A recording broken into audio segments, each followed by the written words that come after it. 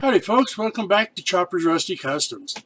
It's been a couple weeks since I've been able to have time to do a video or to try and arrange stuff to do a video. So I'm going to try doing this on Fridays now. I seem to be open more on Fridays than anything else. So I'm going to start a series of short videos on how I do my rusting techniques. So it might take a little bit to get them all done, but I'm going to try to keep them to 5 or 10 minutes, 15 at the max if I get really wrapped up in what I'm doing and forget about time.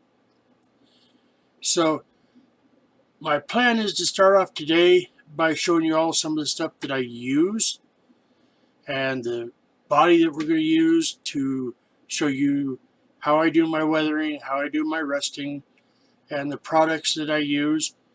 And just do it in kind of slow steps so everybody can see it.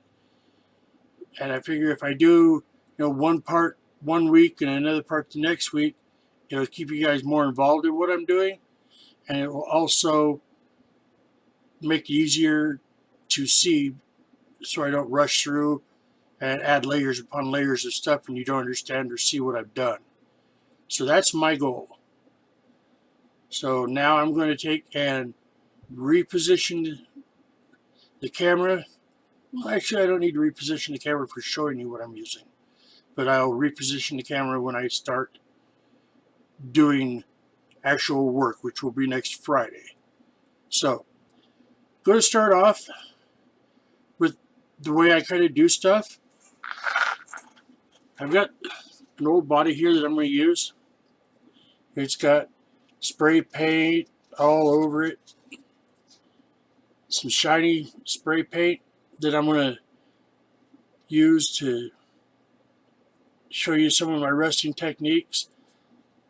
So it's a 56 Chevy Bel Air, just something I've used for a while to practice on to see how the stuff I do was going to look. And then I use one of these trays so that I can put my different colors of paint in them.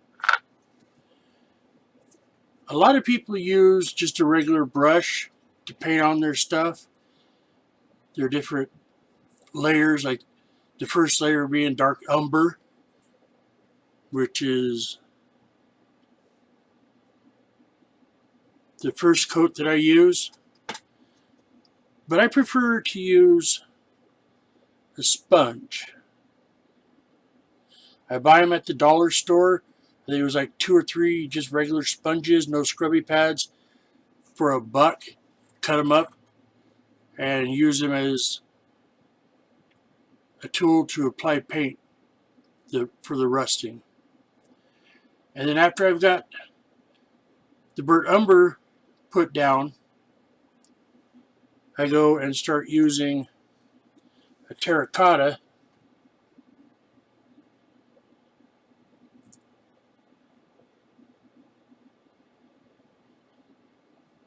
paint to add another layer of color with the sponge and try and bleed it out a little bit, or fan it out, I guess you would say. And then towards the end, I go with a moccasin tan to work with a dry brush. Just work it out so it doesn't look like there's strokes or something was meant to be done. It works out pretty good. It's a long process. I've been spending a lot of time looking at rusted cars, rusted trucks, rusted anything, so I can get different ideas of how rust is supposed to look, how it's supposed to run off. There's so much you have to take the time and learn. I believe in rust as a color.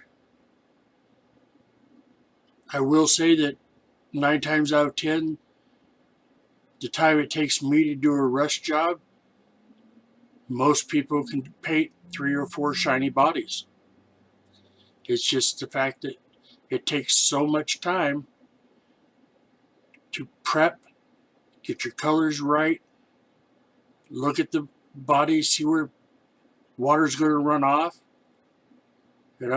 and along the way I'll show you a couple other little tricks I do if I can't figure out how the water would run off with the rain or that kind of stuff. I have a couple ideas and tricks I use for that. But with all that being said, I'm getting right at 5.5 minutes. I'm going to cut this video short, get it set up and put it on my YouTube channel, and then also put it on my Rusty Customs, Chopper's Rusty Customs on Facebook. I'll put an email address in the description of how to get a hold of me if you need to ask me questions, you want a shop card, or if I owe you a shop card, which I don't think I owe anybody one, but I could. So we're going to leave it right there for this Friday. We'll check in with you all next Friday. Remember, rest in peace.